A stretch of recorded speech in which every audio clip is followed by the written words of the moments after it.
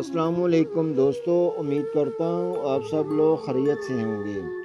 کچھ عرصہ پہلے کا واقعہ ہے کہ امریکی ایئر لائن میں ایک ایئر ہوسٹس نے اسلام قبول کر لیا۔ جن مولانا صاحب کی پیروی میں ایئر ہوسٹس مسلمان ہوئی تھی، یہ واقعہ انہی کی زبانی معلوم ہوا ہے۔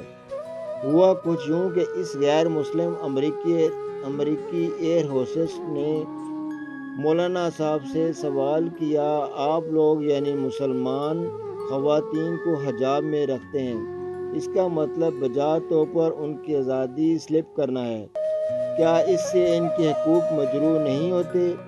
یہ ایک بڑی زیادتی ہے۔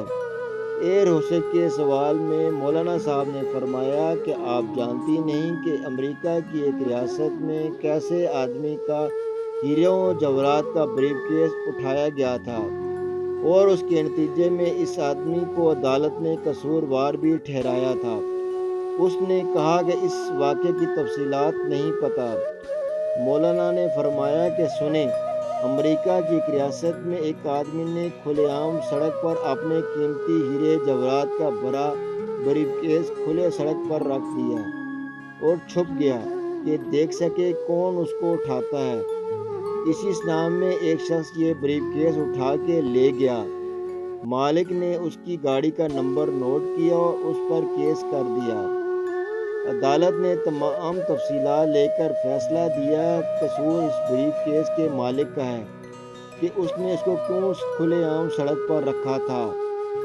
مولانا نے فرمایا کہ عورت کا حسن بھی ایسے ہی کھلا رکھ دیں تو آدمی تعلق قائم کرنے کے بعد اس کو بآسانی بلیک میل کر لیتے ہیں۔ اس لیے ہمارے دین نے عورت کو پردے میں رہنے کا حکم دیا ہے، یہ اس کی عزت ہے، نہ کہ حق تلفی۔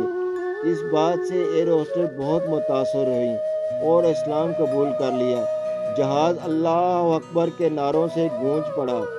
واقعی ہمارا دین امن اور عزت کا دین ہے، اور ہمیں غیر مسلموں کو یہ بات ضرور واضح کرنی چاہیے۔ آمین۔